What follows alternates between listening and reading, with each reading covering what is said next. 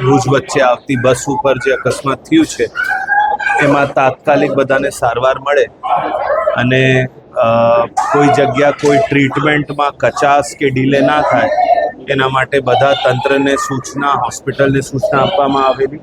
કોઈ જગ્યા કોઈ રિસોર્સ સ્પેશિયલિસ્ટ કોઈની કમી ના થાય એ સૂચના આપવામાં આવેલી. સાથે જે પોલીસ તંત્ર ને પ્રશાસન તંત્ર છે એમાં જે દર્દીઓના સગાવાળા છે એ સ્વાભાવિક છે કે ચિંતિત હોય છે, તો એને પણ પૂરતી માહિતી આપવામાં આવે, એ બાબતની સૂચના, એનું પણ ધ્યાન રાખવામાં આવે, એ બાબતે સૂચના આપવામાં આવી. એટલે પ્રશાસન અને જે ઇવન લોકો છે એ ખડે પગે છે, જેથી આજે એક અકસ્માત બન્યું છે એમાં જે મદદ થાય એ કરવામાં. અત્યારે 5 જેટલી કેઝ્યુઅલ્ટીઝ થઈ છે અને બીજા 3 લોકો જે છે એ ક્રિટિકલ છે, એટલે એ ક્રિટિકલ વોર્ડમાં છે. બીજામાં અત્યારે પ્રાઇમરી સ્ક્રીનિંગ થઈ ગયું છે, એ લોકોનો વાઇટલ્સ ચેક કરવામાં આવ્યા છે, સ્ટેબલ જણાય છે અત્યારે.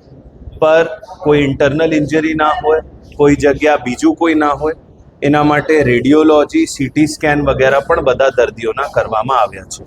અને જે ગમકવાર અકસ્માતમાં જે કેઝ્યુઅલ્ટી થઈ છે એની પણ આઈડેન્ટિફિકેશન, ઇનફેક્ટ બધા ઇન્જર્ડની આઈડેન્ટિફિકેશન ઝડપથી થાય.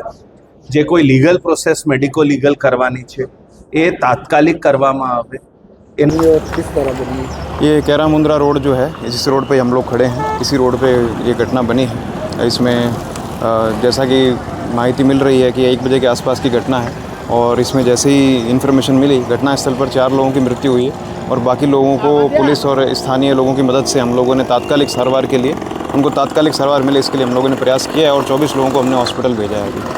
अभी आप देख रहे हैं कि इसमें 2 ट्रक हैं, 1 बस है, तो ओवरटेक का प्राथमिक दृष्टि से ओवरटेक लग रहा है. बाकी फॉरेंसिक टीम की विजिट होगी जब स्थल पर, तो वो अच्छे तरीके से हमें एक्सप्लेन कर पाएंगे. वर्तमान में 3 व्हीकल्स हैं, तो किसी एक व्हीकल ने ओवरटेक करने का प्रयास किया होगा तो सामने से उसको टकराया होगा, ऐसा हमें प्राथमिक माहिती ऐसी मिल रही है. नियम का उल्लंघन हुआ है ऐसा हमें कोई सूचना नहीं मिली अभी के लिए. जो ट्रैफिक है इस रोड पे आप देख रहे हैं कि ये रोड एक हाईवे की रोड है और ये यहाँ से निकल रहे हैं. ट्रैफिक के लिए हमारी कामगिरी जारी है और आगे भी हम लोग इस तरह की कामगिरी करते हैं. हमने इंजर्ड पर्सन्स में से 24 को वहाँ भेजा है. 4 की घटनास्थल पर डेथ हुई है. अब 40 का आंकड़ा तो हम लोग वेरीफाई नहीं कर सकते.